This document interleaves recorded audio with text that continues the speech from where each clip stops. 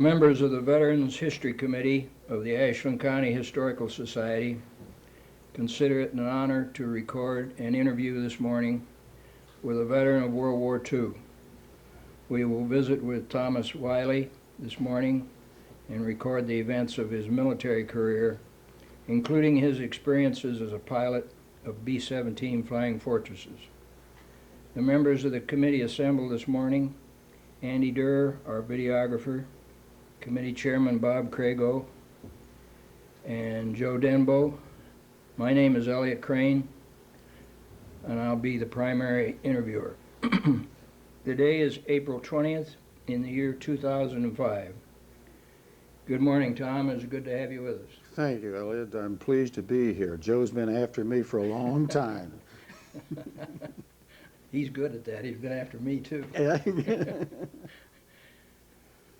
Tom, before we talk about your military career, would you tell us a little bit about your life before you went into service, where you were born and where you went to school? A lot of people don't believe my story about where I was born, because I was born on the campus of Ohio State University. My dad was an ag teacher at Wapakoneta, Ohio, and was backed for graduate work. And there were some leftover buildings from World War I still on the Ohio State campus at the northern end. And they turned it into kind of a small hospital ward. And I was born there June 23rd, 1923. They later made it into a rat lab, which the other people reminded me of. But I also graduated from Ohio State, so I told them I've been a Buckeye for a long time. Yes. How did you get to Ashland? Well, I said my dad was an ag teacher. After about 12 years of teaching ag in a number of different locations in northeast Ohio, northwest Ohio actually, the Great Depression following the 1929 stock market crash set in, and the VOAG teachers were funded with federal, state, and local funds. And those funds dried up during the Depression. And so he lost his teaching job about 1932, as near as I can estimate. And looking around as to what he was going to do next, he chose Ashland to come to. And he chose it because it had a reputation for having a very stable local economy, with some of the major manufacturing plants like Myers Pump, Hess and Clark Stocktonics, Garber Printing, and that. And he found that they had the highest home ownership of almost any town around. And what he did was to come here and he started selling insurance. He sold it for the Grange company and the town and village insurance in Columbus. And so we moved here, and we moved on Sandusky Street out across from the city park. And we would go across to the park and play games there, pick up baseball and football and things like that. And I started grade school about the 5th grade at Pleasant Street School. And some of my high school classmates were some of my buddies, neighborhood buddies there. Jim Sheets, who was lost during World War II, George Hickman, Wayne Ritter, Max Albright lived nearby, and Earl Grover, we called him Doc because his dad was an optometrist, and that. And the Bartley brothers lived nearby. So I had a lot of friends here in town. But my dad having grown up on a dairy farm, thought his two sons ought to have a dairy farm experience. So he took his World War I bonus and bought a farm out near the Ashland fairgrounds, and we moved out there. And so I had the privilege then of having a lot of farm friends, and so I felt I was one of the few kids in high school that had city friends and farm friends both, and that, which to me was quite a delight.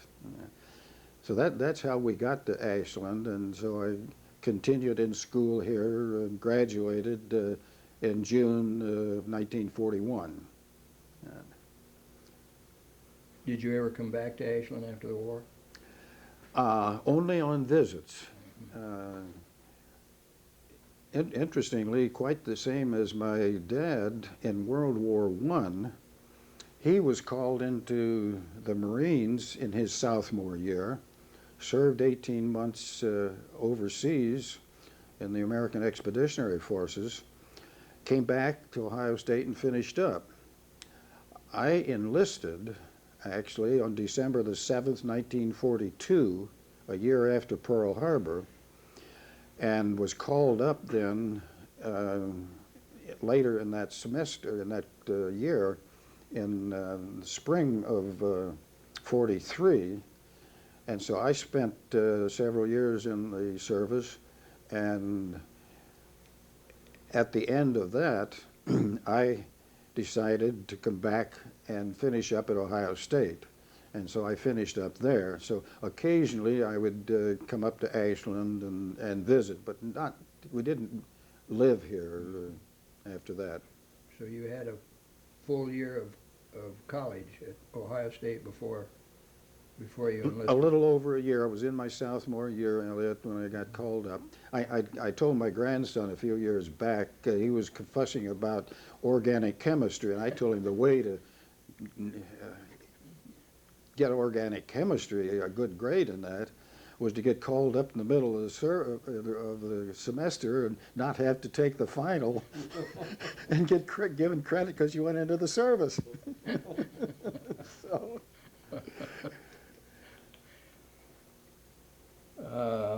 Okay, let's start with your military career. My records show that you entered service, as you just said, in December of 42. That's when I enlisted. Enlisted, yeah. And then I was called up to active duty. We were about 500 of us, I estimate, out of the Big Ten schools were called up on this one set of orders, and they had just started a new unit called College Training Detachments. And they were small education units scattered in colleges all over the country. The main idea was to have kind of an available supply that they could pull from and feed through the cadet training programs. And living in Pittsburgh now, what is interesting to me is that after I had gone through Keesler Field, Mississippi initially, I was shipped up by troop train to Waynesburg, Pennsylvania, south of Pittsburgh.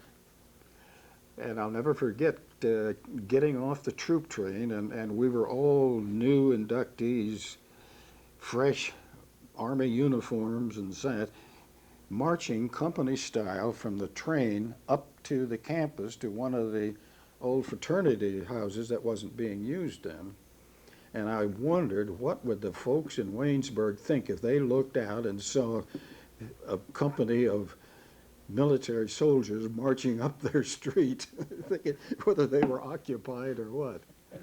But that was an interesting experience. It's where I got my first flying experience out of the little airport there in a J-3 Cub, and I learned one of the lessons that you learn in early pilot training. When you're up in the air, and every once in a while the instructor will pull back the throttle and say, "Okay, emergency landing. Where would you land?" Well, you look all around, and of course you're supposed to be trying to find keep an eye out for emergency field all the time. Well, that time in southwest Pennsylvania, that is just hills and valleys and coal mines and that, no nice wide interstate highways. There's no place to land. And so I'm looking and I'm looking and I'm looking, and finally the instructor taps me on the shoulder and he says, "Cadet, you just crashed in that woods down there." So that was a good initial lesson in that. So from that, then I went to I was only there for 2 or 3 weeks, and left there and went to Nashville, where they had their classification center, and took all of the examinations there for not only physical but mental agility and all of that. And I met a brother of one of my classmates, Cliff Cochran, classmate of Dorothy Jean's there, and I don't know whether it was he or what, said, "You know, you're going to have to take an eye exam. You're going to have to be able to read the 20-20 line." And so we learned some techniques, and so the 20-20 line at that way was DEFPTEOC. I still remember it. We remembered it phonetically, DEFPOTEC. One of the other little tests that we had was perception, because if you're coming down to land on a runway, and that you needed good depth perception. And their test was to have 2 wooden pegs tied on strings that you were to line up, and you'd take these and line them up. And if you lined them up right there, well, you passed the depth perception test. So with that, I was assigned, accepted as a pilot training cadet, and started through my training regimen. Where were you then? Went through,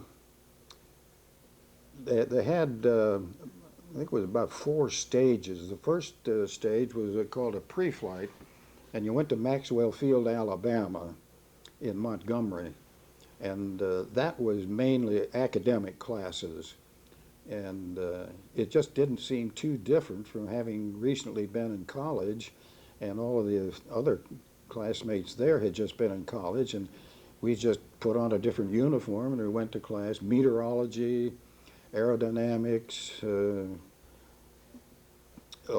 gasoline piston engine, learning about that, different flying things, and so we spent some time there. Then we started to the pilot training, which was called primary, basic, and advanced, and so you progressed from a lower powered, slower plane to more advanced as you go along, and that, and so it was in Arkansas and Tennessee, most of those airfields. I remember flying a night cross-country trip past Memphis, Tennessee, and they had a naval training station there. And on the ground, in lights, they had an aircraft carrier outlined. And so the naval pilot cadets were learning to land at night on an outline of an aircraft carrier. We looked down at that and we said, no way we do that. So I went from the primary, single engine, low wing trainer. I was always hoping to get into an old biplane steerman, but they didn't have any there. And so I went through basic, which again was a single engine low wing. But from there, I went to twin engine. Did you fly any, excuse me, did you fly any solo in those first? Well, we soloed, yes. Part of the advancement and completing that training was a solo flight. and also check ride flights in which the instructor would be, you'd have somebody else's instructor, not your own instructor, and you would go up and they'd tell you the maneuvers to go through to see if you had learned the various things. And so we had check ride flights, and then the culmination was having a solo. And I not long ago, I found some of my notes in my pilot's log about some of those flights, and one of the notes that I made 2 good landings out of 3, but I still passed and went on. Did you go through that in each phase, the primary, middle, and you had, Yes. have the same type of sequence? Same type of types of things, but each time you were flying a little faster plane, a little more power, and you began to get into instruments and instrument flying also. And of course, when you were, my advance was twin engine, the instructor would be flying as co-pilot, and you'd be flying left seat as the training, pilot in training, and that. And then your check ride for instruments, they would put a set of red glasses on you, and then put a green plastic, clear plastic, over the windshield. Well, the instructor could see out, but with your green glasses, you couldn't see that. So you had to rely on the instruments there and fly instrument conditions. I remember that, and that was very good training. But to me, the interesting thing was that this plane, it was an 18-9, which there was only, I think, one field that had it, the one I was assigned to. And it was an extremely fast trainer, very narrow landing gear, wheels close together. And it was rumored that it had been a fighter bomber designed for a South American country. And it was being used for training. And most of the fellows that went through that ended up in either P-38 fighters, a twin-engine, twin-boom fighter, or the twin-engine light bombers, the A-20, the A-26, the B-25. And so that's what we kind of thought that we would do. But one other story about the AT-9, after I had moved to Pittsburgh, I found that one of the news anchors had been an Air Force flying instructors. And I talked to him, he says, "Oh, I instructed in the AT-9s." He said, "That was an interesting plane." He said, "It took off at 90 miles an hour. It cruised at 90 miles an hour. It stalled at 90 miles an hour. It landed at 90 miles an hour." And it had a reputation of ground looping after you hit the ground, of spinning and that. But I never got into any of the supposedly projected planes that you would fly after that. Timing was that it was right at the time when our 8th Air Force was beginning daylight raids in Europe, and the losses were pretty high. And the British opposed the daylight raid. They said you can't take the losses in that. They did all nighttime bombing at that point. And so when we started that, we lost a lot of crews. In fact, we lost so many, they needed early replacements. And so after I finished my twin-engine advanced flying training, I was sent to Kearney, Nebraska, where I was matched up with a pilot that had already gone through B-17 transition. And so I was to be his co-pilot, learning on the job how to fly a B-17. And after a little of that, then we got a crew, and we learned then as a crew. And so I didn't have traditional B-17 transition training, and went right into flying in the right seat. And then I didn't get checked out as a full pilot until we got overseas and that. So it was an interesting time to be there.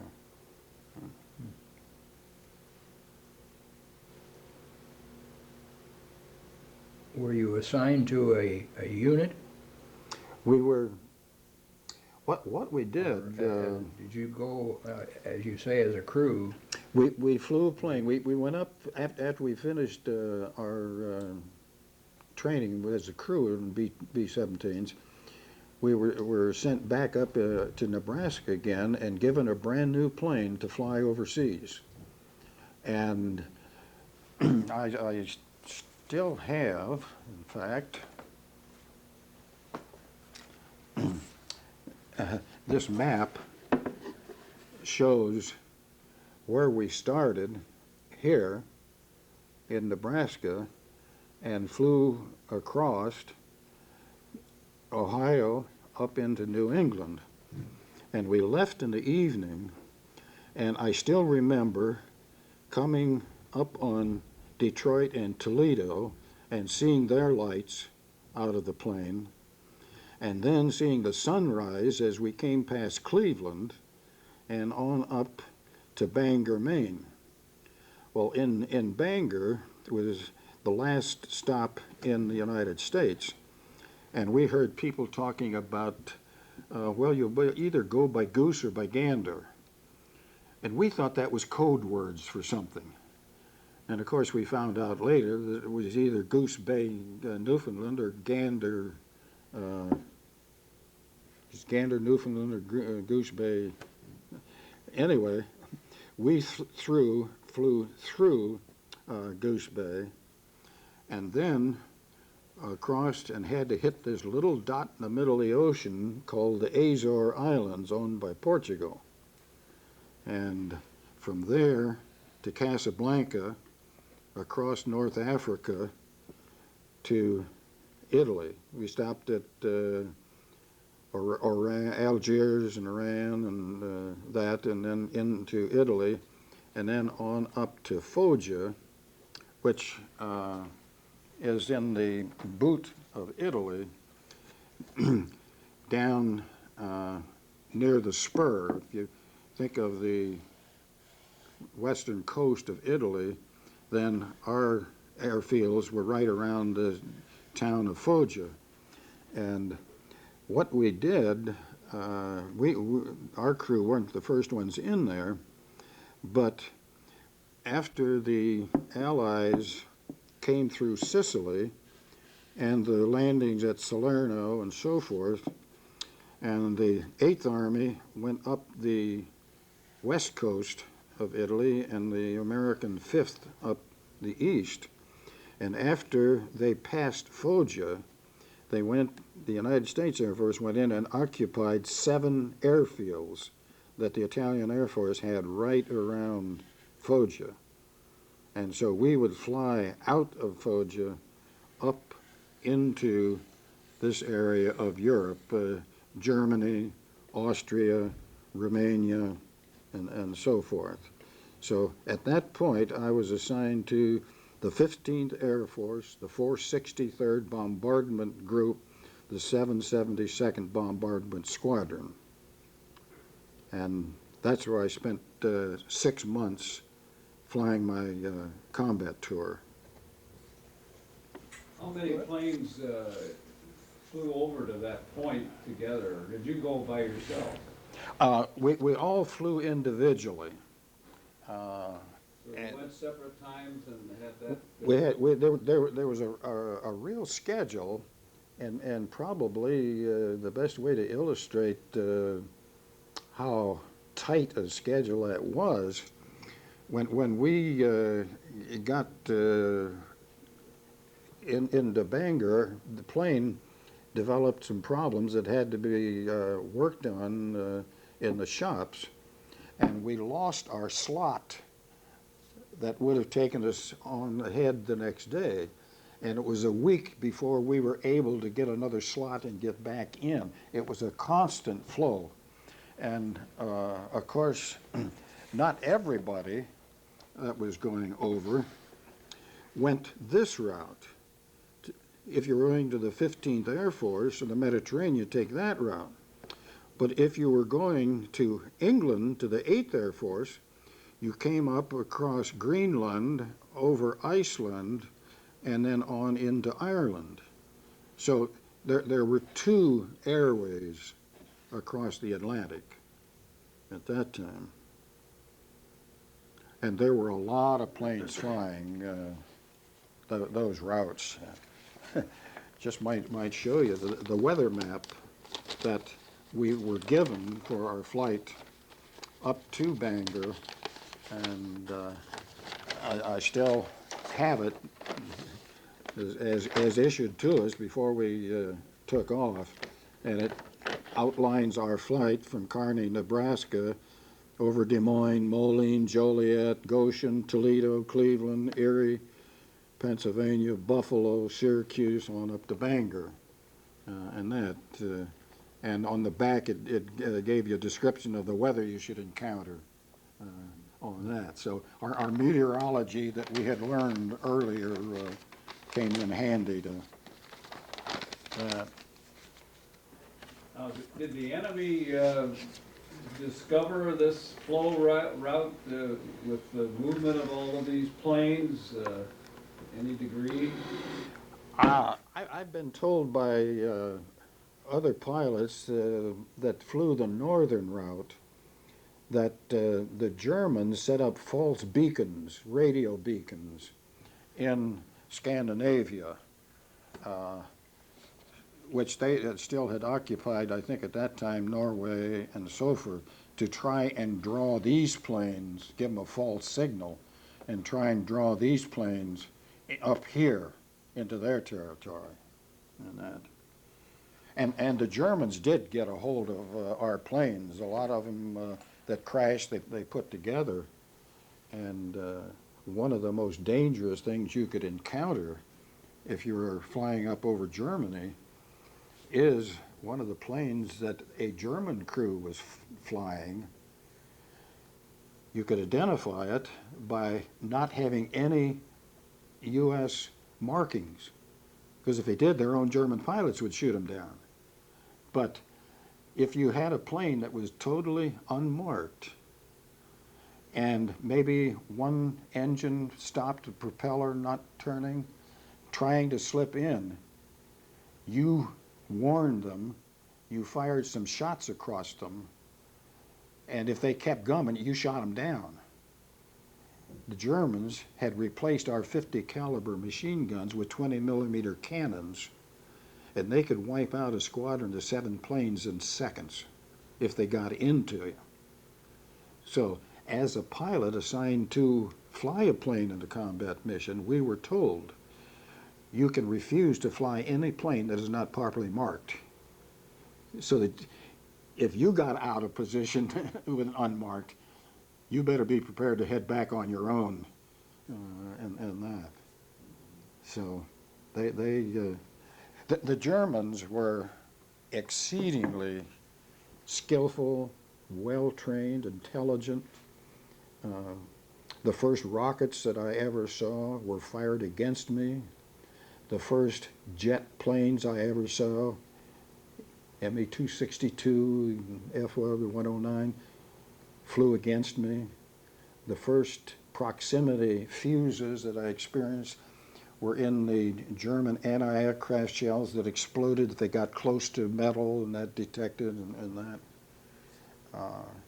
They were a very formidable force to oppose on that.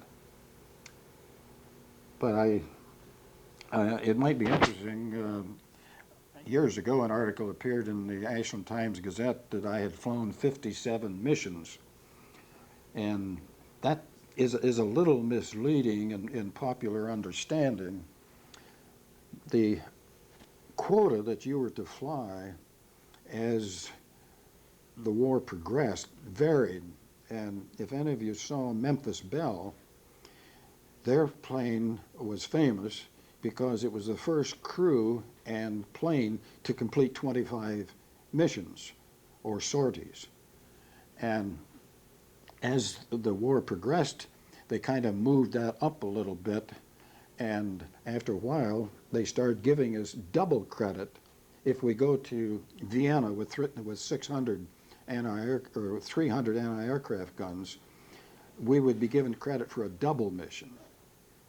And so as those numbers began to pile up, then they said, well, you're going to need to finish 35 sorties. And that was the equivalent to the 25 missions that Memphis Belle and the fellows at that time finished. And so I completed 35 trips to the target, but I got credit for 57 missions as they were crediting at that time. So that's sometimes a little bit hard to explain just how that worked. When you got over to Italy there in your first landing and so on, how long were you there before you were assigned a mission? Oh, within just almost days, we were up. Jumped you right in. Put right in. Now, what they did, it was interesting how they did that. The pilots of the new crew coming in would be placed with as the co-pilot of an experienced crew, a crew that had flown some and that, so that you weren't going up green. This crew that you were with had already maybe been on 10 missions, so they were experienced.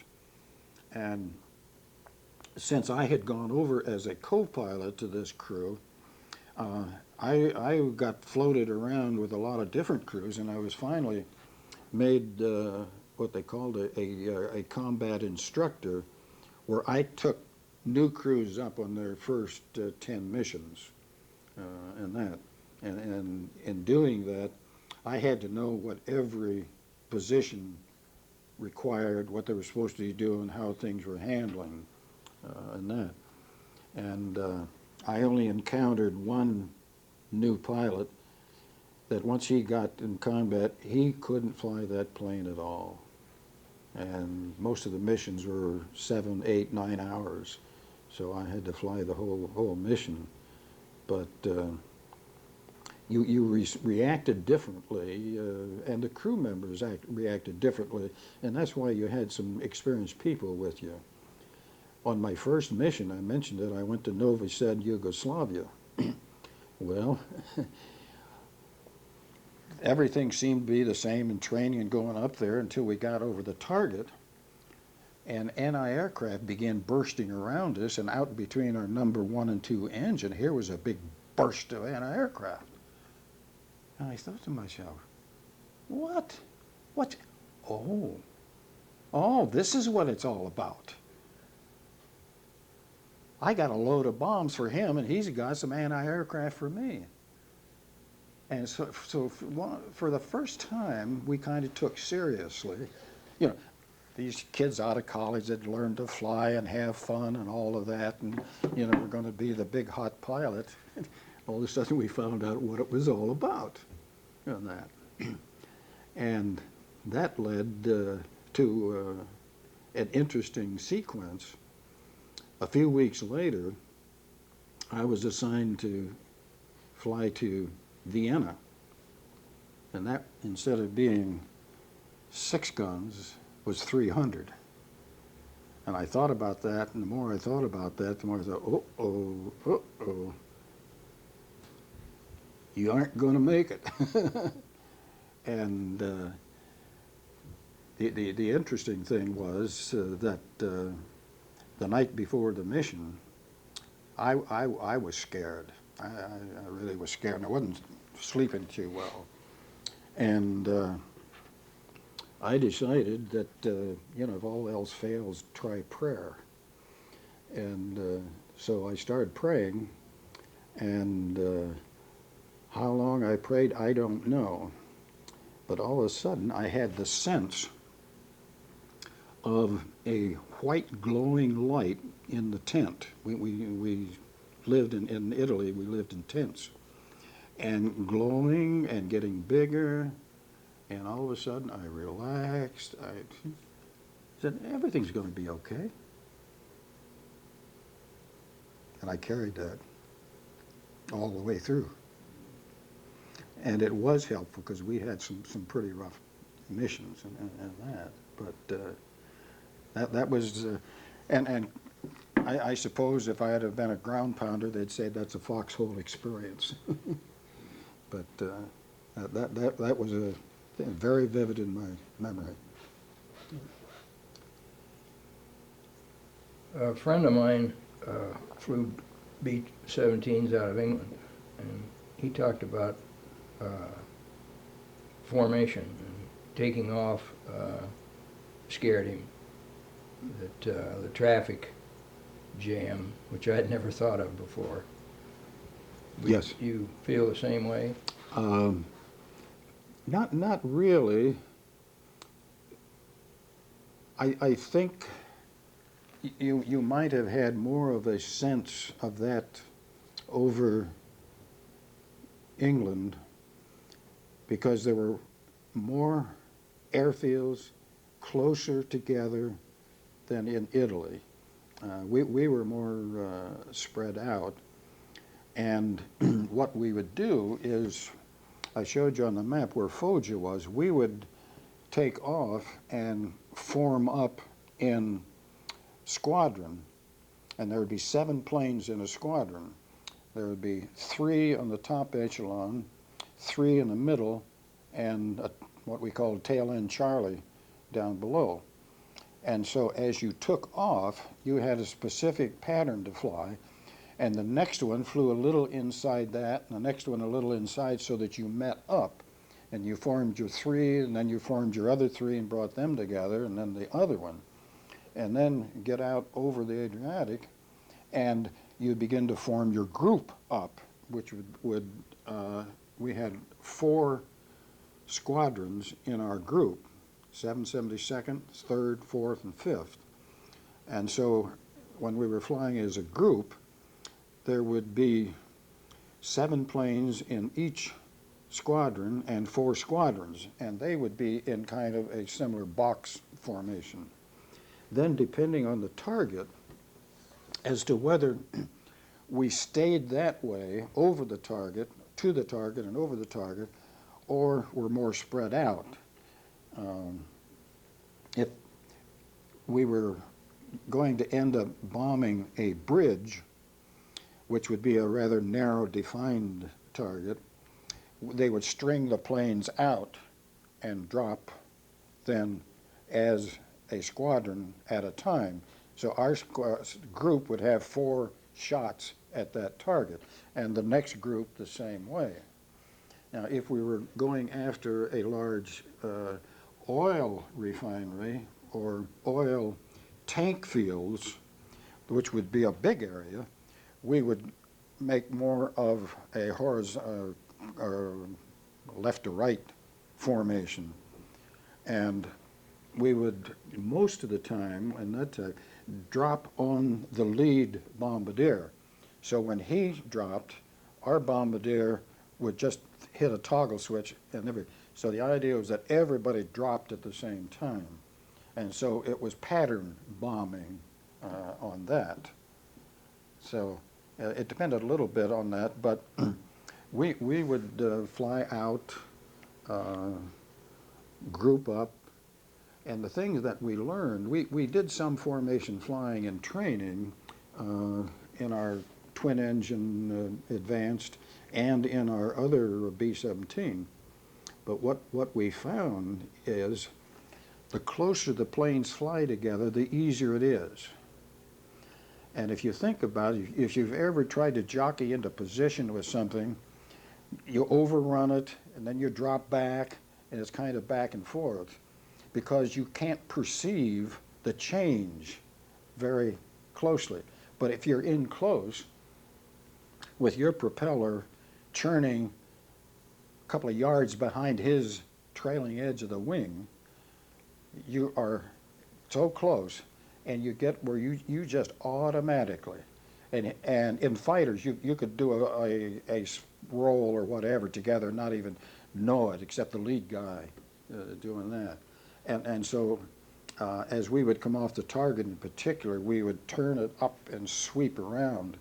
And if you were in there, if you were flying off of somebody else's wing, you had no idea of really what was happening because you were just staying with him, and that. So it was interesting to learn close formation flying, which was very important to have the right bomb pattern too, and that. Almost dancing in the air. Yeah. Yeah. And again, your training was such that you concentrated on what you were doing, and that. If you're so close together like that, what about the gunners? About the what? The gunners, Oh, the gunners? yeah. Well, They have to be pretty careful, don't they, to oh yes. shoot each other At, down? at any time, you had to be very careful on that. The 17, an early news reporter labeled it the Flying Fortress when he saw it coming off, the first models coming off production. And with all of the planes, and there's 13 guns on a B-17. And this is a model of the last one in production called the G model. The early ones, the very first ones, had a very straight tail, not the long sloping tail. It did not have the chin turret, and it did not have the ball turret. Those were later additions. But you had here in the waist on each side, you had 2 guns. The radio operator here had a gun. The ball turret had 2 powered guns. The tail had 2. And up here, the chin turret had 2. And there was a gun, another 50 caliber machine gun on either side here, and the top turret. So you could bring quite a amount of firepower against any particular target. But the gunners were carefully trained to know what they're shooting at and when, and there were times when they were just told no firing at all. So the training was very thorough, and I guess we didn't appreciate it at the time until we'd get into a jam and just automatically know what to do or how to handle ourselves. But this plane is painted, decorated after one of the planes that I flew during my combat tour.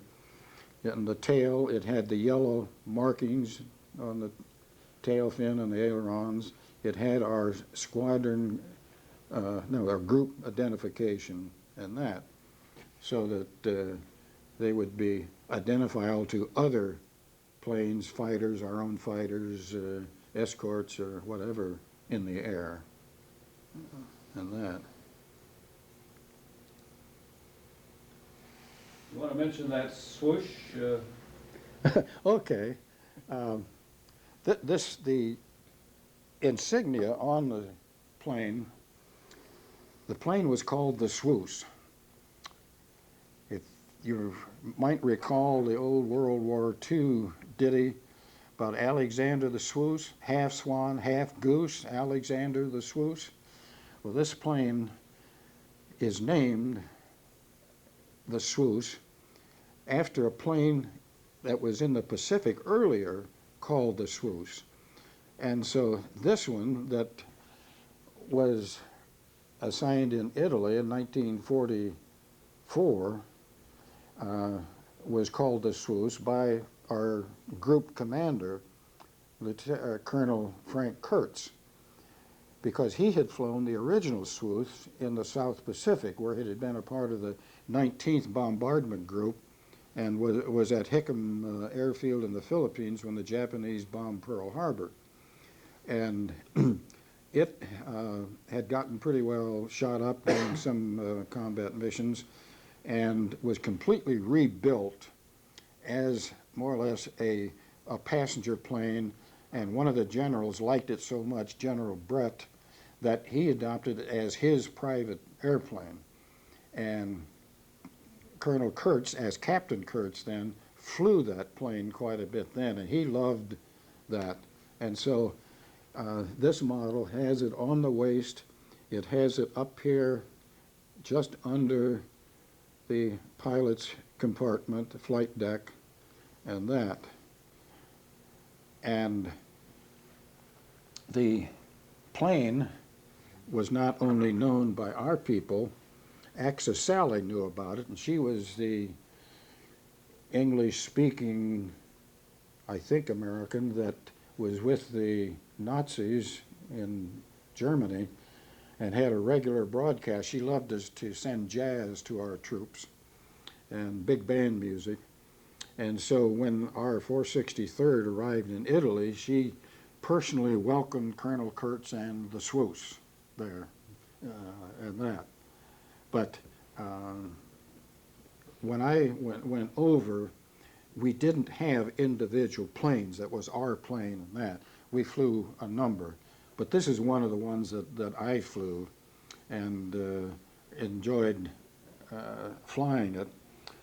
And if those of you that are movie buffs might know the name Swoosie Kurtz, the Hollywood actress. She was on stage, screen, did I think some television.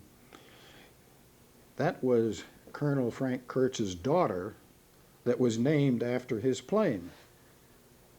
Now, many of the pilots named their planes after their wife, their mother, their girlfriend, or something like that.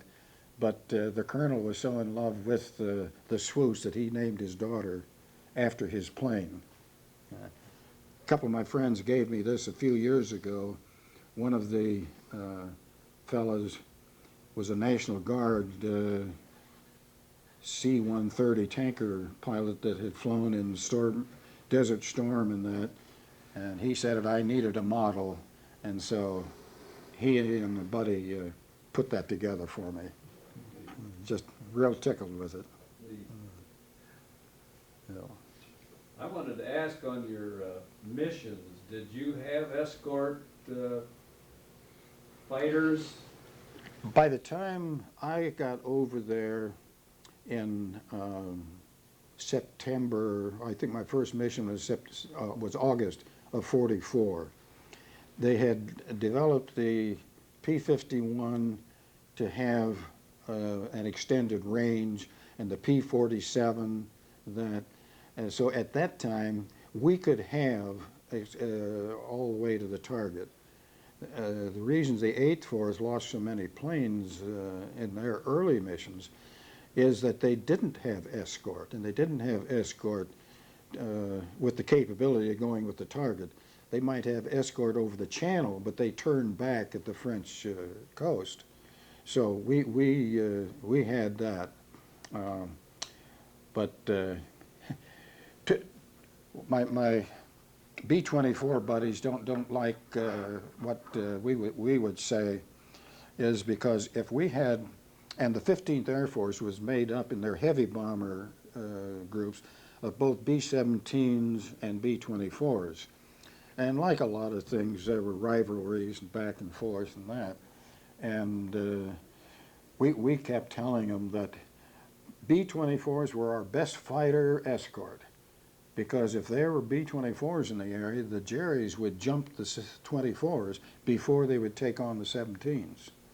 And part of that was that the B-17 was electrically controlled throughout. The B-24 was hydraulic. And if you got a hydraulic line cut and lost your hydraulic fluid and power, you lost a lot of capabilities. We could splice a line real quick or that, and the wiring didn't get cut as much as the larger hydraulic tubes and that.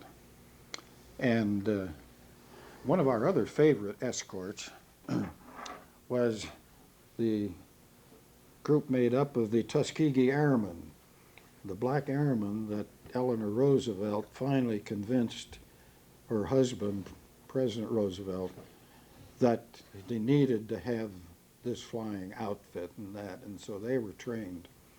And they flew P-51s, red tails, we call them the red tails, in our area. And some years later, I had the chance to meeting a couple of the Tuskegee Airmen. And I said, Captain, there's been something I've been wanting to ask you for 55 years. He said, what's that? I said, every once in a while, as we were forming up and heading to the target, these P-51 red tails would fly right through our squadron. And we sometimes took a shot at them. We fired the guns to let them know, no, no, no. I said, why'd you do that? He thought, he kind of got a twinkle in his eye and says, I guess just showboating. I said, Cap, that's one, as a pilot, that's one excuse I'll take. So we had good escort. That didn't mean that we didn't lose planes. And that because we did. But we had good little buddies up there in the air with us. Mm-hmm.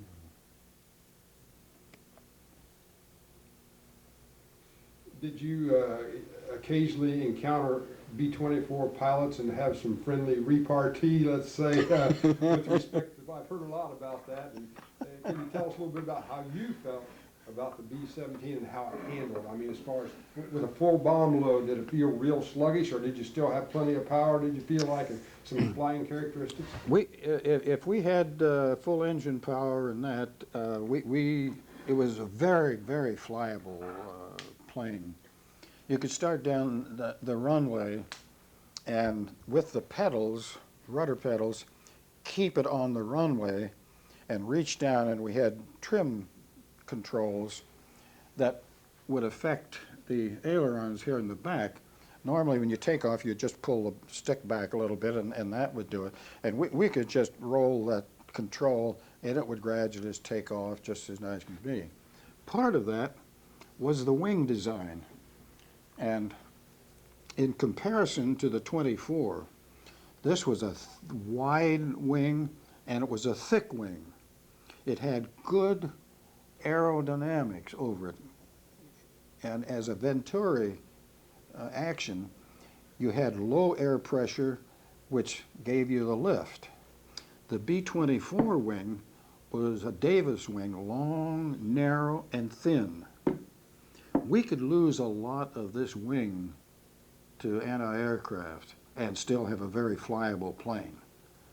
The B-24 couldn't, because it was the amount of lift was so marginal that if they lost much of that wing, they had a real problem. And so yes, there was a lot of friendly rivalry. Ashland Mansfield never had any kind of rivalry like that in sports or anything. But I got to tell you one story. On one of our early missions, my bombardier got wounded.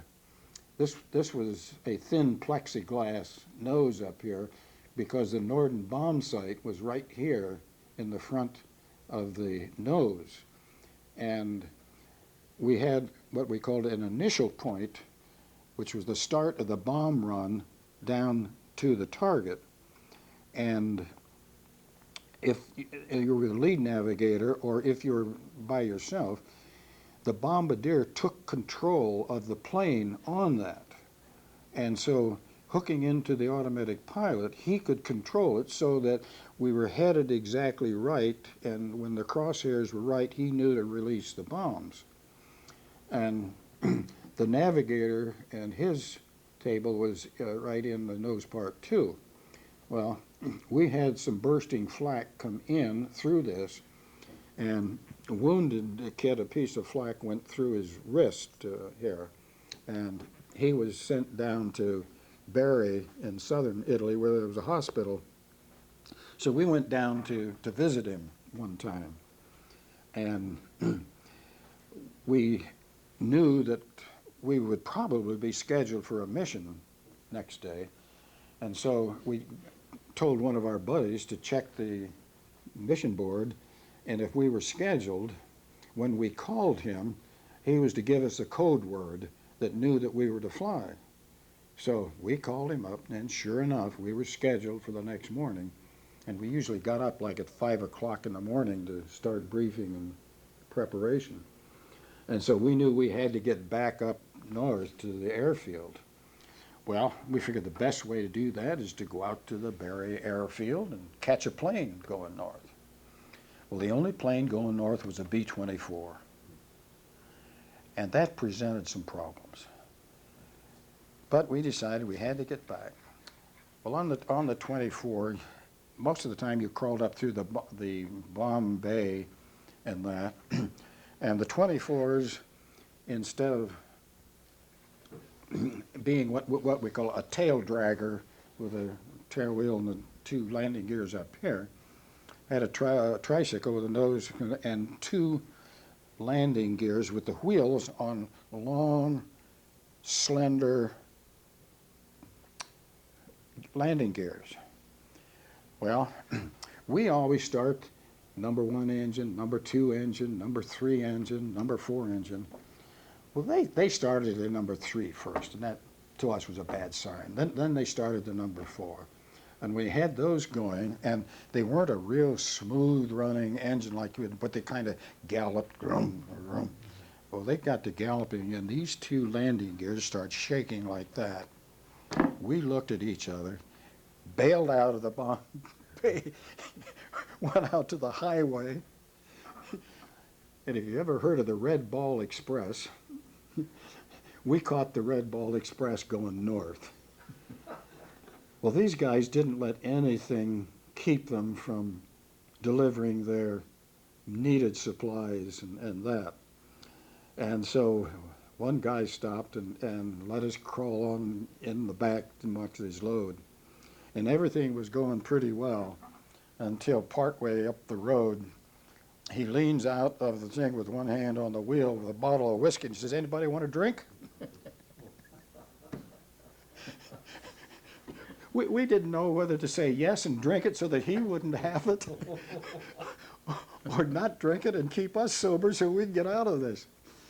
But we made it home in time for the mission. But that's my only experience with a B-24. And am I prejudiced? Yes, you bet. The thing I liked, I later had the chance to fly the C-47, which is the military version of the DC-3.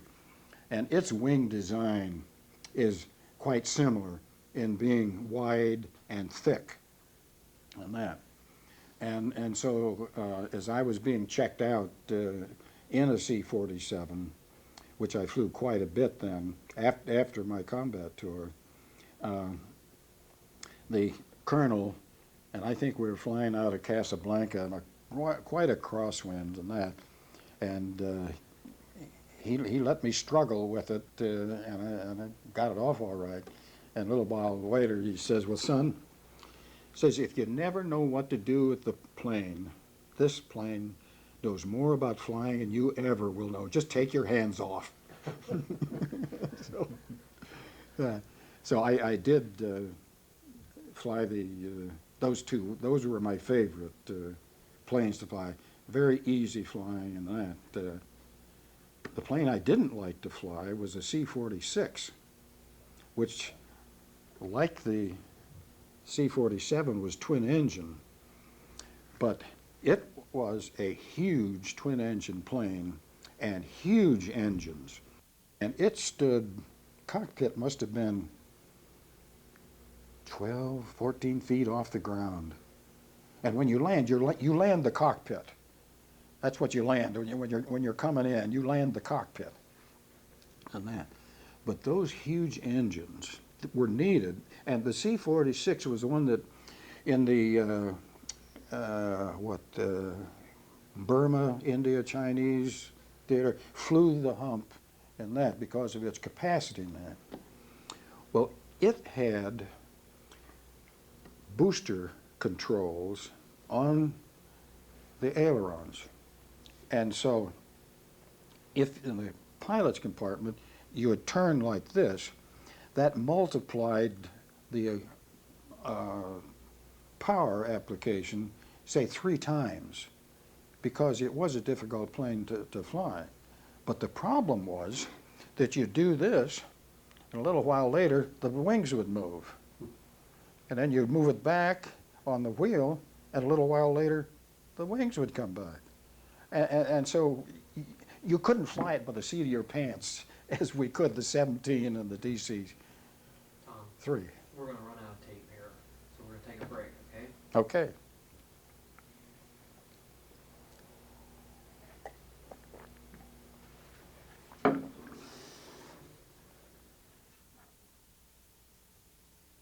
This is the Veterans History Committee of the Ashland County Historical Society. We're interviewing Tom Wiley this morning, and we've taken a little break, and we'll start up again, Tom. One thing I was thinking about during the break was you talked about there being several airfields at Foggia. Is that where you? Foggia. Foggia. It must have been fairly level ground there. Most of Italy's pretty mountainous, but around there it must have been level, was it? In our particular area of Italy, it was fairly flat, and there are a few places. If we went across the boot over to Rome or Naples, we had to go through the mountains and that, or north. The Po Valley was fairly flat, but you're right, there's a lot of mountains and that. So the Italian Air Force had picked a good place to put their airfields for us.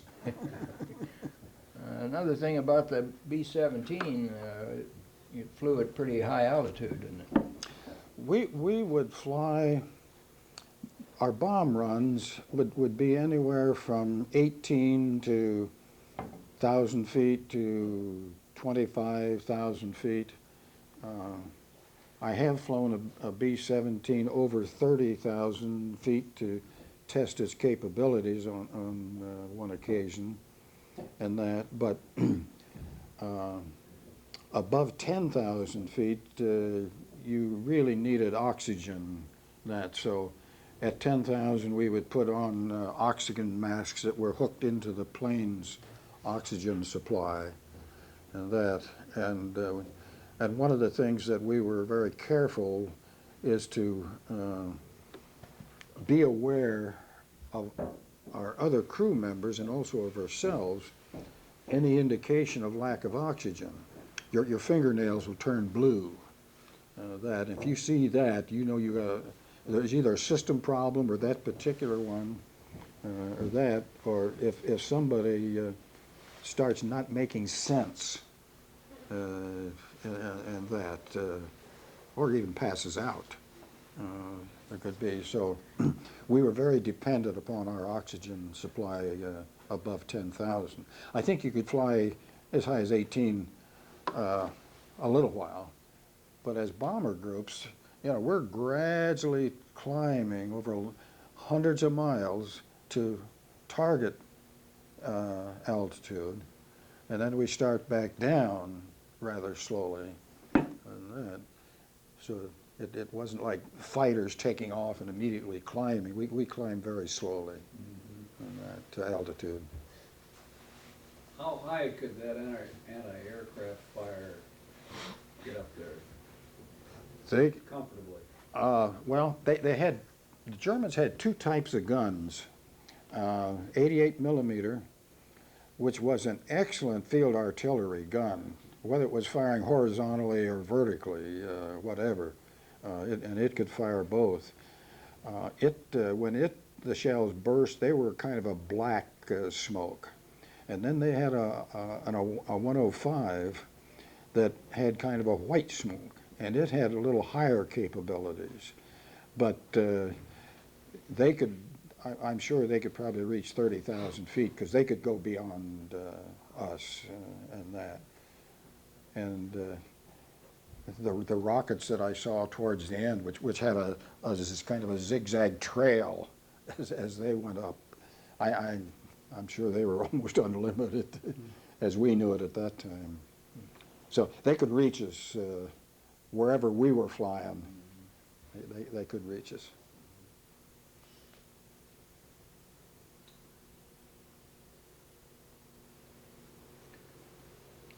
Now, you said you wanted to talk about a particular mission. Well, there was one mission that was pretty indelible in our minds when we finished it.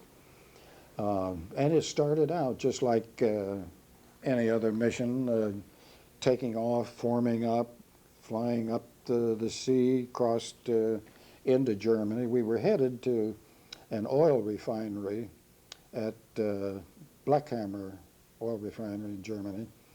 And I mentioned our group commander, Colonel Kurtz. Well, I guess you'd say he was one of these real rah-rah, hit-the-target boys. And he instilled that into all of his lead people. And so as we're in the target area, and we had been warned there could be some bad weather, and particularly the big, I guess what we popularly call a thunderhead, or you see a cloud with an anvil top, real black, very tall. They can get to 30, 40,000 feet. Well, in those cumulonimbus clouds, there's air circulation, and in the center it's going up, the outside it's rolling up and coming down. And as you pass from one to the other, it's a shear force of several hundred miles an hour difference in that. And when you're flying, you do everything possible you can to avoid them in that. We say it's like flying into a brick wall to do it. Well, as we start down the bomb run, here's big old Thunderhead sitting right in line.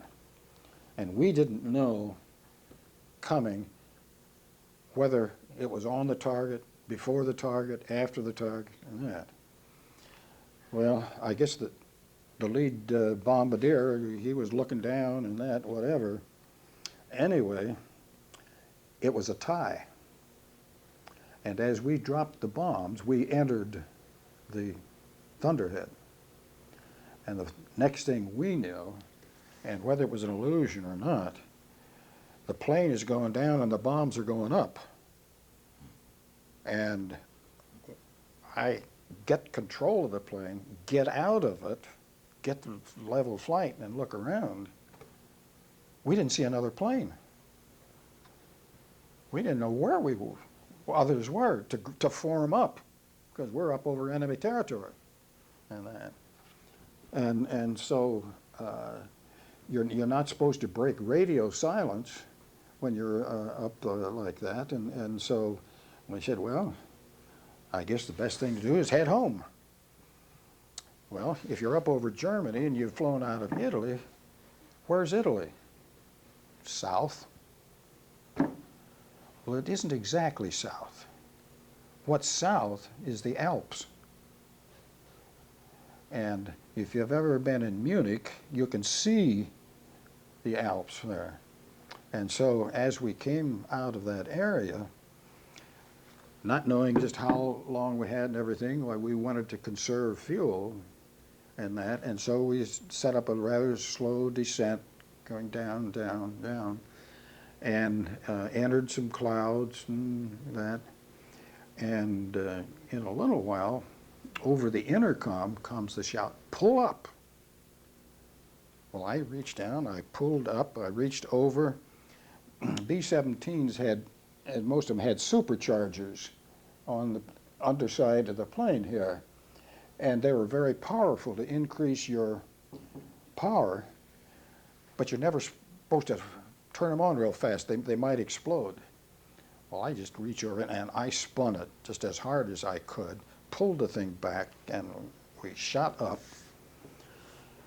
And the guys in the waist looked out, and we're flying straight up a mountainside, brush on either side.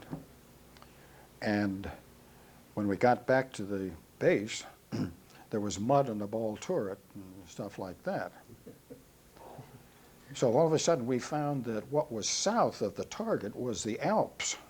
And we had flown right down into the Alps, flew up, and headed back. Then we had a little better idea of where we were geographically. And so we took more of a southeast heading.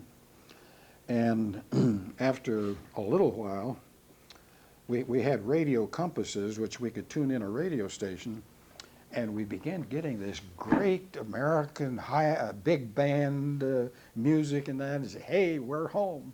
So we're homing in on that, and pretty soon we get anti-aircraft fire. Well, pretty soon the station identifies itself as with the armed forces in the front lines of northern Italy, Fifth Army.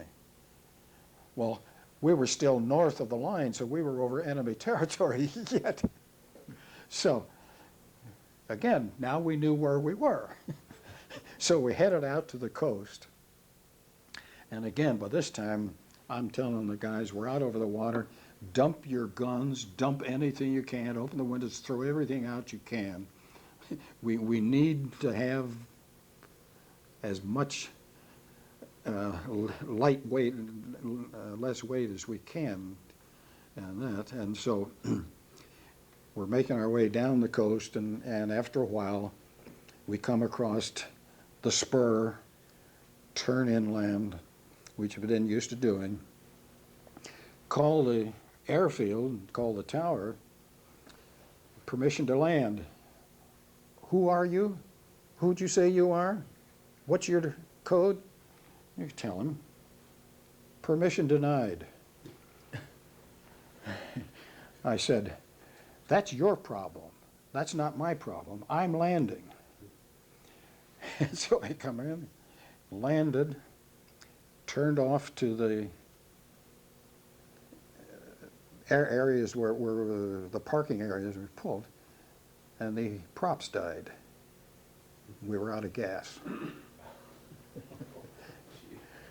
Then I entered the time in the plane's time log, 11 hours and something, and that, and went to the mission and debriefed there, and told him, he said, no, that story doesn't hold up. No B-17 with the load that you had could have gone to that target at that altitude and back without gassing up. Now, where'd you land? Where'd you land? So, again, that's your problem. But they refused to give me credit for the hours on that mission. And so my mission record shows 9 hours, which is the longest by a few minutes of any of the missions. But my own personal log shows over 10 hours on it. But when I got done, I got the guys together and I said, okay, which one of you yelled pull up? And not one of them said they yelled it. They heard it, but not one of them would say they yelled up. So what I've told my friends, when I get to heaven, St. Pete, I've got a question. Now, I want to know who yelled pull up. So that's one of the missions that we won't forget, and evidently the force of that sharp pull-up and everything, it sprung the doorways and the radio compartment, it popped rivets in the waist, and I don't know whether that plane ever flew again or not, whether it was able to take off. But How about the other planes that were with you up there? What happened to them? most of them gradually struggled back by themselves, and why we couldn't, if there was enough weather and that in the area, other clouds that we just couldn't see them, or what, or whether they made it through differently and grouped up together, I never did find out on that. But that was kind of a memorable one, and just one other one that is a little bit interesting, not quite like that one, but towards the end, I was assigned to flying squadron deputy lead, which the lead would be the first plane, the deputy lead would be on his right. And it just so happened that the lead pilot was neighbor in the next tent, and turned out later to be the best man at my wedding. But he got into trouble, and I had to take over then squadron lead. And as we came off the target, the group lead got shot down, and so he was able lead, I was Baker lead, and so it was my job to take over group lead and my navigator to lead us all back to base. And that. So that was just one of the other interesting experiences from, I had never even flown deputy lead before, but here I was squadron lead and then group lead, responsible for getting them all back. But as you guys know, we were young and didn't know any better to do what we were trained to do, and we did it. Well, they say you're full of P and V.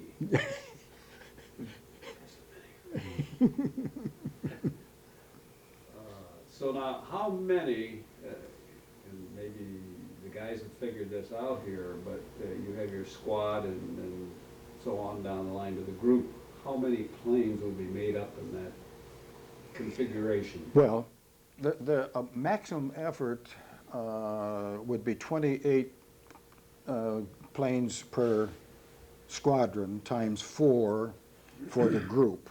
Okay. And then,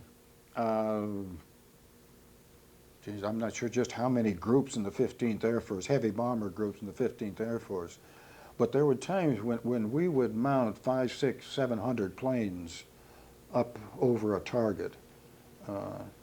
One time towards the end of the war, to try and cut all rail and communications throughout Germany, we were assigned targets by squadron, and even some squadrons broken up. So there were hundreds of rail lines targeted this one particular period, known that. But one of the interesting comparisons to make in industry, we talk about increased productivity.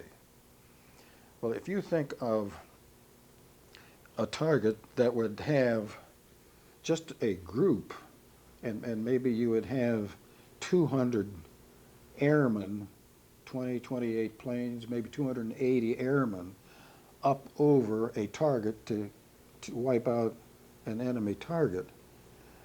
And so maybe if you had 10 such groups, 2,800 airmen, now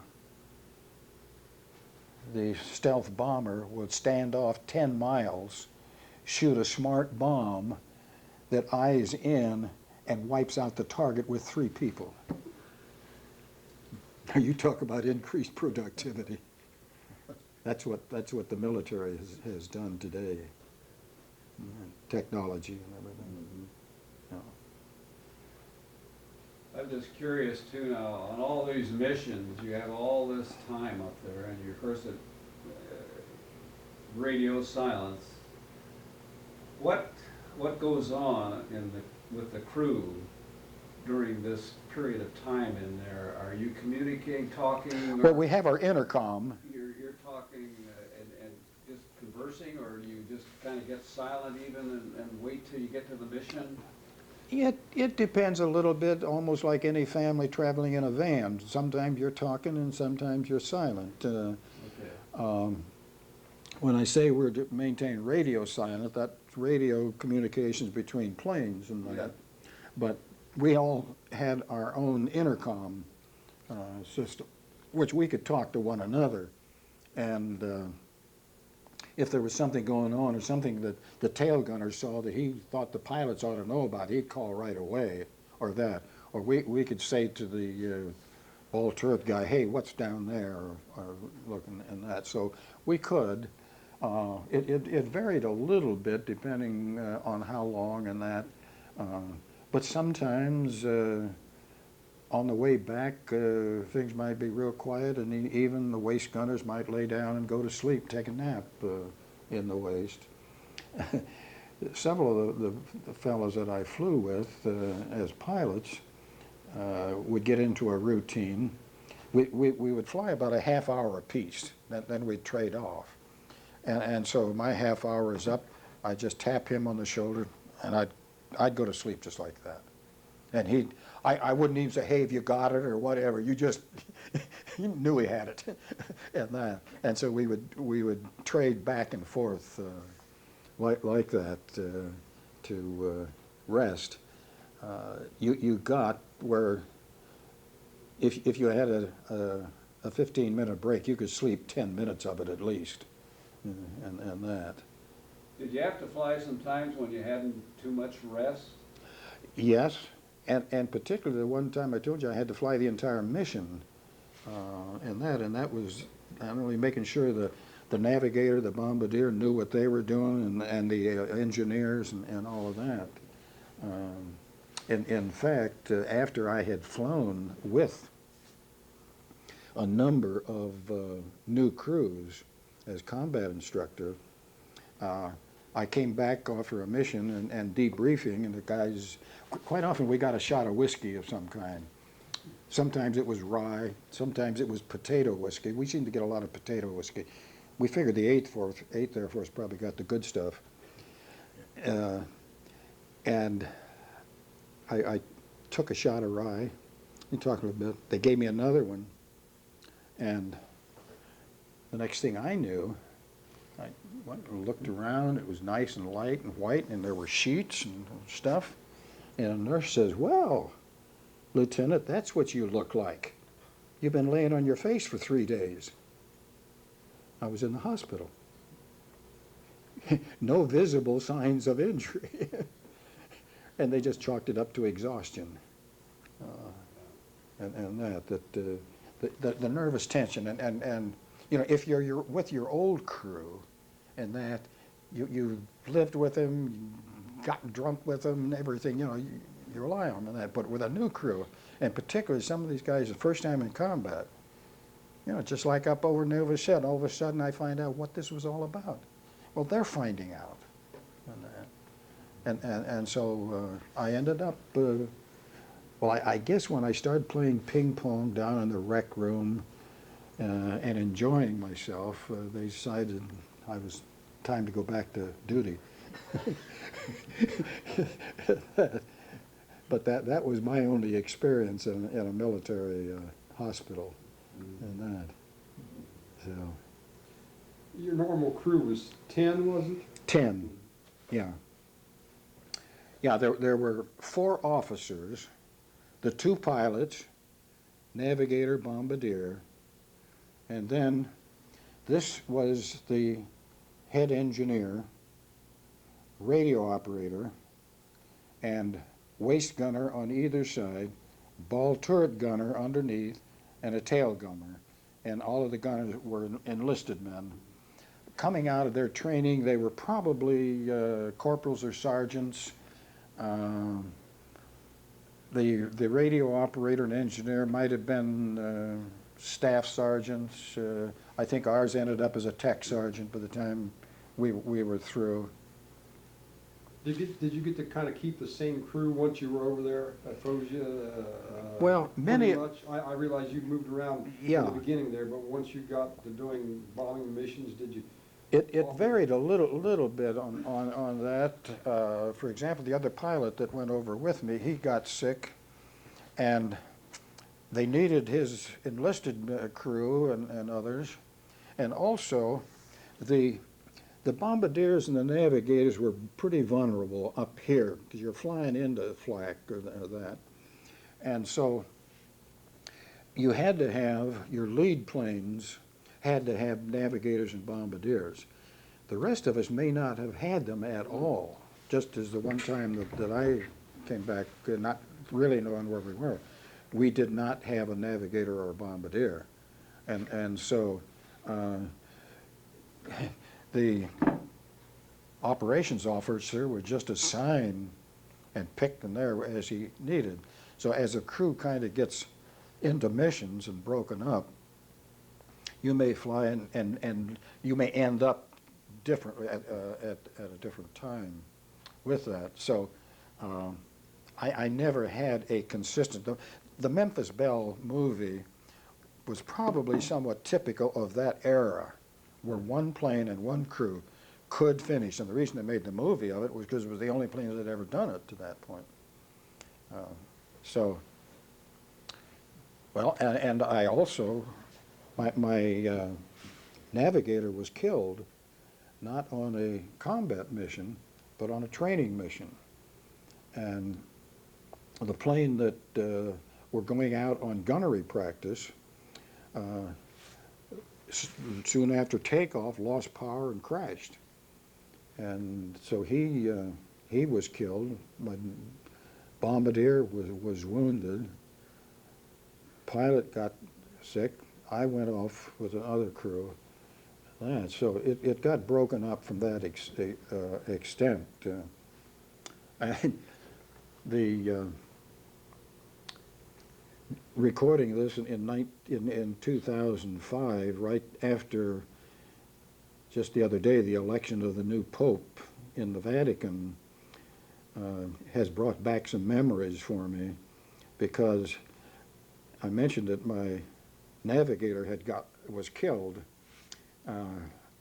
His family was a very devout Catholic family, and one of his sisters was a nun. And so on one of the rest camp times that I went to Rome, I went to the Vatican, and I got a papal dispensation for the family and for him, and sent it home to them.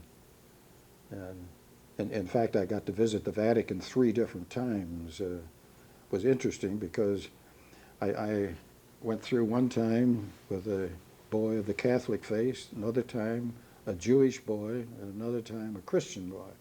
And it was interesting to see the response of the different ones to that. But I am very clear in my memory of the St. Peter's Square out front with the big arcade coming around that, and the nave of the basilica, the Bernini cap over the high altar. There's a statue of St. Peter off to the right side, sitting in a chair, and with its 2 feet. And at that time, 1944, 45, his 1 foot had been worn smooth from people passing by and reaching up and rubbing it and kissing it and that. But I've enjoyed seeing during the televising of the Pope John Paul II's illness, death, and funeral. And particularly what interested me was seeing the Swiss Guard in their old original uniforms, and very stoic, no expression, eyes straight forward, never moving at all, unless you're someplace you shouldn't be, and then they'll tell you. And that. So one of the lighter sides was some of the traveling and the visitings that I got to do while I was in Italy. Got to Venice, Leaning Tower of Pisa, Florence, Rome quite a few times. Got to the La Scala Opera in Naples and the Royal Opera in in Rome. Now, did you have your own camera at that time and could take some pictures? I got my own camera.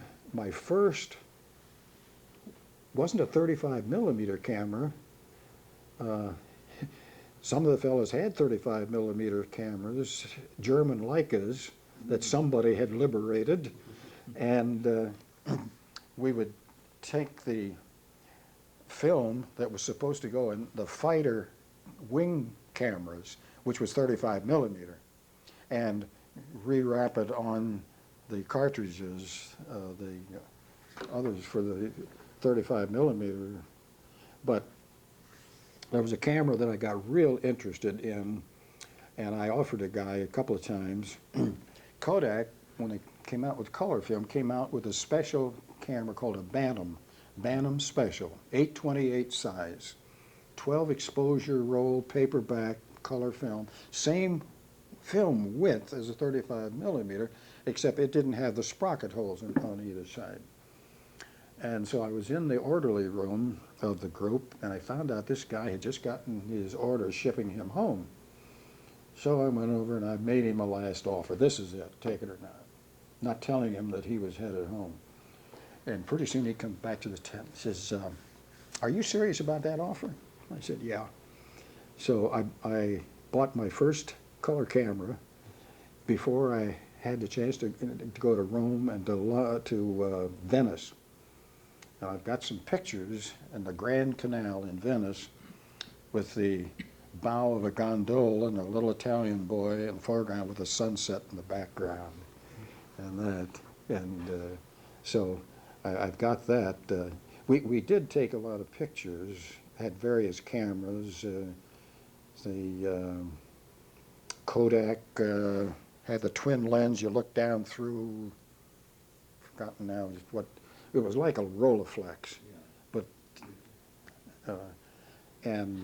what we would do, we found out in Foggia was an Italian photographer, civilian photographer during peacetime, and we made deals with him and got him paper and chemicals, and he set up a little photo lab, and so he would take our negatives and develop and print pictures for us. So I've got pictures in Foggia and around in Rome and the various places. Now, coming back to your period of time in Italy, you had 6 months there that you were operational. Let's see, no, well, yeah, I was there probably I was probably there over a year, but it was divided in my combat missions. My first mission, as I said, was Novi Sad, Yugoslavia. That was on August the 30th. And my last combat mission was February the 28th. So that's 4 months of combat. And then you would normally be rotated back to the States and be trained in B-29s and head for the Pacific. And so I had read a couple of engineering reports and I thought, geez, I don't particularly want to do that. And I found out there was a Mediterranean Allied Air Force that had a Mediterranean Air Transport Service based in Naples. And I thought, geez, that might be fun to do. And maybe I could get around and see more of the Mediterranean area. And so the group gave me orders to go over to Naples for the interview. And a couple of days later, they got orders back saying that Wiley was acceptable to them. And so then I got transferred to the 328th Ferrying Group, Squadron. And that's where I started flying the C-47s, C-46s, C-54s, and that. And I also flew some 17s, ferrying them from one place to needed somebody to take it one place to another. And we were just an airborne Red Ball Express. We took things. I flew supplies into Tito, tank parts, a load of tank parts into Tito, and landed on a pasture and remember taking off and just clearing the fence and lifting a wing up over the church steeple in town and getting back out. And I occasionally flew for the British. I even ate mutton in the British mess hall. If any of you have ever tasted lanolin, you know what mutton tastes like. You kind of scrape it off the roof of your mouth. I had one disagreement with a British weighmaster flying a C-47, and he brought the weigh sheet over for me to sign. I looked at it. I says, buddy, there's something wrong here. Oh, no, he says, you Yanks, you don't even know your own safety factors. Well, he had loaded it beyond what a U.S. weighmaster would have loaded us. But I did get off. I did clear the end of the field and that. So those were two of my experiences with that kind of flying. I did fly a group of nurses to cons, and I flew to Cairo. And when we were in Cairo, one of the things, there's a little town outside of Cairo called Heliopolis, and there were some bootmakers out there. And so go out there, and he'd trace your foot on a piece of paper, and in a month or so when you come back, he'd have a pair of boots ready for you. And they were the softest, nicest boots I ever had, and that. And I think it cost me $16 for that. So I did have a chance to, while flying around Cairo, I flew out over the pyramids and the Sphinx. I saw the remains of the British and German battles along there, where they were routing Rommel out of the Mediterranean. And we could see trucks and tank skeletons and some of that stuff on the ground. So I flew over the Parthenon, Pantheon or Parthenon? In Athens, and that. Thought about trying to get to the Holy Land, but I couldn't figure that out. But I did figure a way when I was with this ferrying outfit. I did figure a way to get to Paris and London.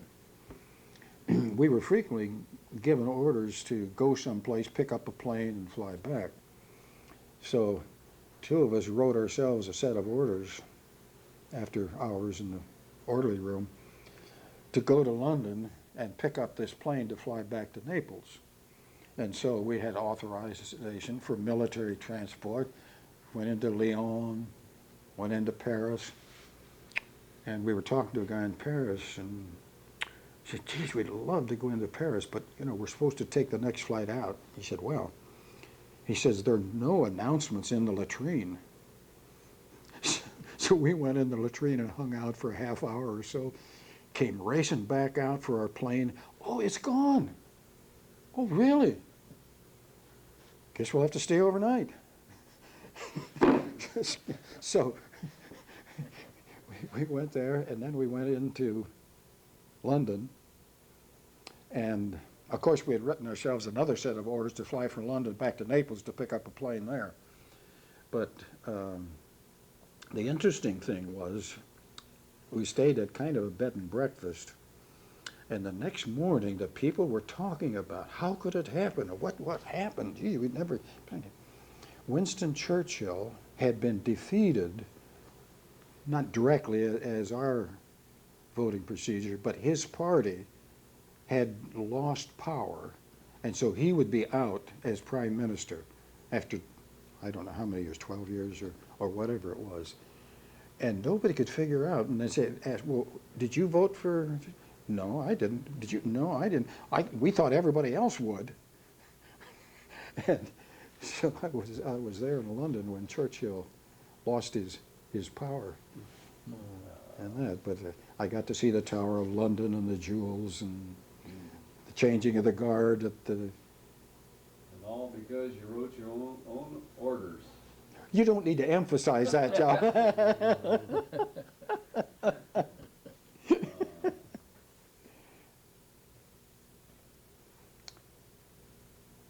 Maybe we should look at some of the pictures you've got. Well, I Or tell maybe you, we should talk first about going back. I think you said you flew back, didn't you? yes, flew back. Was that with a B-17 or was that No. with a DC? Well, let me tell you how that happened. After the fighting stopped in the European theater of operations, Germany surrendered, so forth. Hitler committed suicide. Mussolini was caught by the partisans in northern Italy and executed and then hung upside down in Milan and that. And so everything now shifts to the Pacific. And so this outfit that I was in, which was basically flying officers and engineers and maintenance crews to keep the planes flying, were suddenly issued steel helmets, leggings, and put through some infantry tactics and drill. After a month of that, we were sent down to the Naples POE, Port of Embarkation, to wait for the troop ship to come in to take us to the Philippines. And from the Philippines, the scuttlebutt was that during the invasion of the mainland in November, we would go in and set up an evacuation strip on the beaches. And with our transport planes, the C-47, C-46s and that, VIPs in, maybe wounded out and that. And so while we're waiting for the troop ship to come in, Colonel Tebbets, Captain Tebbets at the time, takes his Angola Gay and goes over and drops the first atomic bomb on Hiroshima.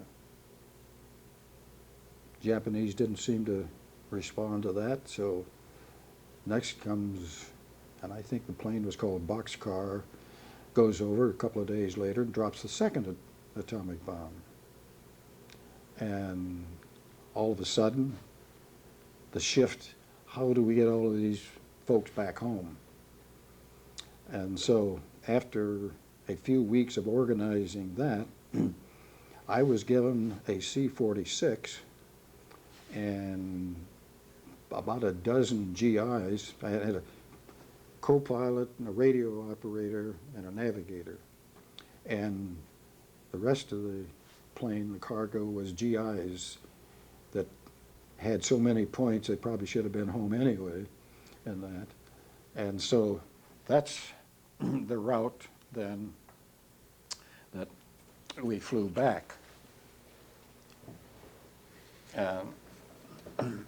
What we did was to fly down to Africa, Algeria, crossed to Marrakesh, and from Marrakesh then we headed south, and one of the places that I remember stopping at is in Nigeria, and the field was called Roberts Field, but it was the airfield for the Firestone Rubber Company. And they had huge rubber plantations in the area. And while I laid over there, I had a chance to go out into the rubber plantations and see them gathering latex from the trees, and saw bananas growing on the trees. And then we headed on south and stopped at the Azores no, Azores was on the way over Ascension Island, over to Natal, Brazil, up the coast, up to Puerto Rico, and on into West Palm Beach, Florida. And so that's how I got back, bringing back some of the soldiers that needed to be returned home. How long was that trip?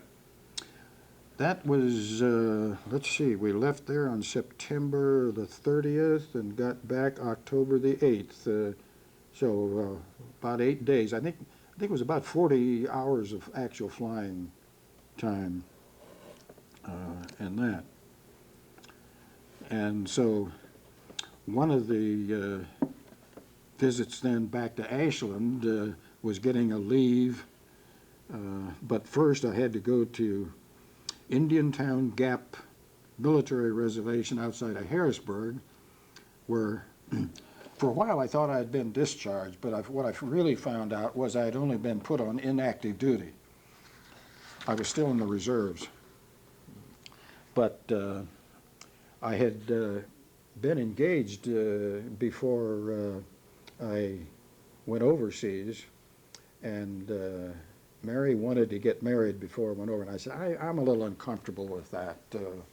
I kind of like to wait. She says, okay, and that. Well, I mentioned that one of the fellows I was flying with ended up as my best man at the wedding. One of the times after I had just moved in, I went over to talk to this fellow in the next tent, and by his accent and everything, I said, are you from Virginia?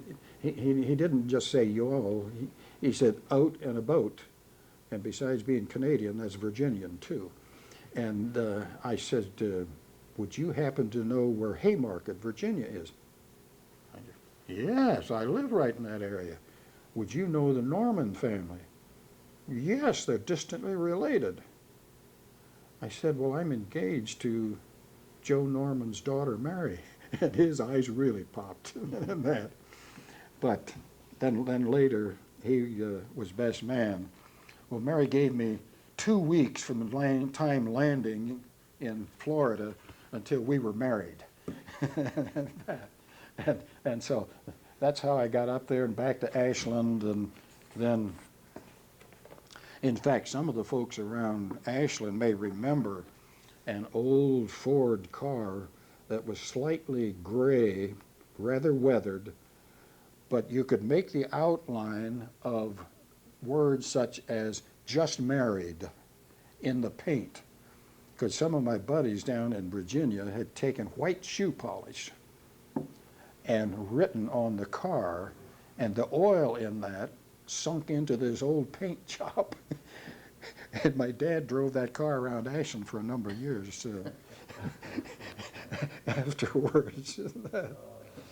But that's, we got married and went right back to Ohio State and started back and finished up our college. So they left you out of the service definitely then at a certain time. Well, it was 10 years later, actually, before, yeah.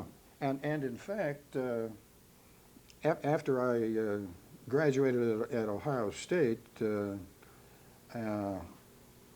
I went on the staff at Cornell University in the College of Agriculture and Agricultural Extension Service. And they tried to assign me to a base down by New York City. And I said, I cannot make weekend flights and stuff out of that. And they said, well, either that or get off the pot. And I said, thank you, I'll get off. And so in 1955, 10 years later, and then I had 10 years of reserve without doing anything. So that was my official discharge. You had mentioned you ran into some Ashlanders when you were over there. Yeah. Do you have the pictures of those? Yeah, I'd like to show you those. And that's kind of an interesting story too. I had known that my classmate, Wayne Ritter, was in the 10th Mountain Division. and was in northern Italy. He trained out in Colorado in the mountains. Can we cut a second? Sure. Sure. Well, I knew that my classmate Wayne Ritter was in the 10th Mountain Division in northern Italy, and Ed and I wanted to see him. So I got a 5-day leave between my release from my combat outfit and joining the new outfit in Naples. And actually I was still assigned to the 463rd Bomb Group, but I decided it was just too good a chance, and so by one way or another I took the Red Bull Express up the boot to try and find the 10th Mountain Division and then find Wayne. And on the way up, I had a couple of interesting experiences. One was that when we were getting fairly close to the front lines, my dad, from his experience in World War II, had described what incoming artillery sounded like. Well, we heard some artillery fire overhead. The driver slowed down and pulled over. Well, before the Jeep had even stopped, I was in the ditch. And I looked around, these guys are laughing their heads off. She says, that isn't even close. So that's when they really knew I was a flyboy and not a ground pounder and that. But a little bit later, another night, I hadn't gotten to get to Wayne's outfit yet. And so several of us are sleeping in a cave in the Italian hillside. And a guy comes by and says, shh, no talking, no lights. There's a German strength patrol in behind the lines. Well, these other veterans of the front lines, they go back to sleep, and I'm laying there wide awake. And it turned out that we were very quiet, and nothing happened. The next morning we looked out, and here across the hillside is an Italian farmer frantically digging up his potato patch. And we speculated whether some enterprising GI might have come across the patch and requisitioned some of it. And so he was getting his winter harvest in before any more. But I did then catch up with the outfit, and Wayne was back on rest relief behind the lines a little bit at Montecatini. And the first that Wayne knew that I was there was that somebody found him in the shower line waiting to get in and take a shower, and says, hey, there's an Air Corps lieutenant looking for you. And so he came over and he says, guess what? This is the second surprise. He said, a little while ago, I looked ahead in the line and I recognized the back of this head. And I said to my bud, I says, watch me surprise somebody. So he goes up, taps him on the shoulder, and he turns around. He says, hi, George. It was George Hickman that was in the same shower line. And so that's when we met. And that was in March. And the pictures on this page are dated March 21st, 1945. And you can see, here am I in this picture on the top. Over here is Wayne Ritter. And over here is George Hickman. We're all classmates, class of 42 at Ashland High School. And these other pictures show us at different places. And a month or two ago, I called Wayne out in LaGrange, Illinois, and asked him about this. And he said, I said, do you know the exact dates? Because I hadn't found this sheet of paper yet. He says, let me check and I'll call you back. Well, he found some letters that he had written to his mother, and his mother had saved all his record, all of his letters. And he says, here's one dated March 25th, 1945, telling about your visit and saying, right now Tom's over there petting my new puppy. And so we had that date down pretty well. But needless to say, that was a nice reunion. oh, it was great. And one of the other Ashland fellows that was in the 10th Mountain with Wayne was Charles Bartley. And Chuck was an old neighborhood when I lived on Sandusky Street. He lived on Ohio Street behind us and that. So did get to see them. And then Wayne reminded me that we did some traveling around together. And so we visited Florence, Pizza, we saw the Leaning Tower there, and so forth before I headed back. And then when I got back, and I told my buddies where I had been, they said, what if you'd gotten captured? What if you'd gotten killed up there? We'd be in real trouble. And so that was my welcome back to the bomb group before I transferred over to the ferrying squadron. Yes. We have a few minutes left on this tape, Tom, and maybe we can complete things by showing us your medals and some of the pictures of when you were young and first into the service and all that. And anything else that we can kind of crowd in here to those 6 or 5 minutes.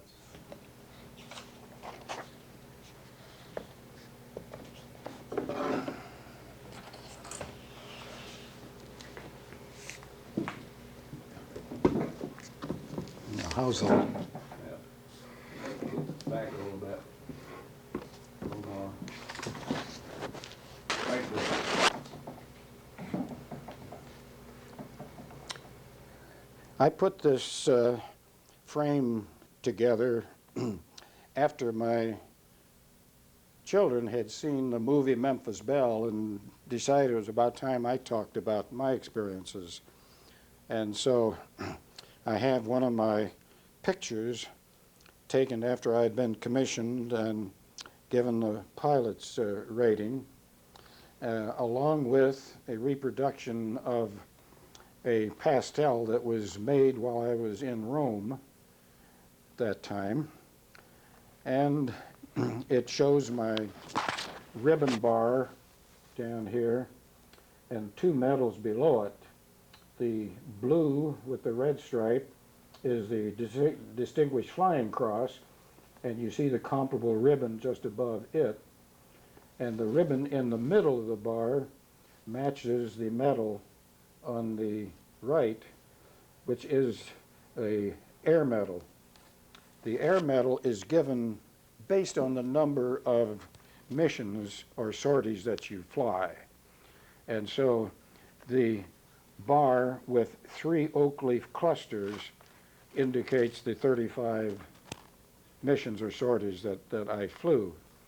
And then the Distinguished Flying Cross was given for what they said was exemplary service during the latter part of my combat tour.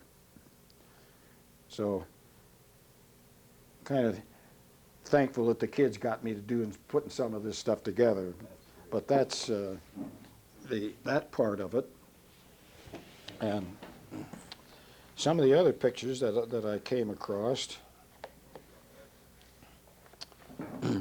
This one shows a picture when I was in basic training, the early training, open cockpit, and of course you had to have a scarf and goggles to make it official. That, and then you started out at that time. You were an enlisted, and when I first went in, I was an enlisted man with this picture, and then as I got into the cadet training program, we were issued the hat with the wings here and the other wings and that. So then later was the picture that you saw in the frame.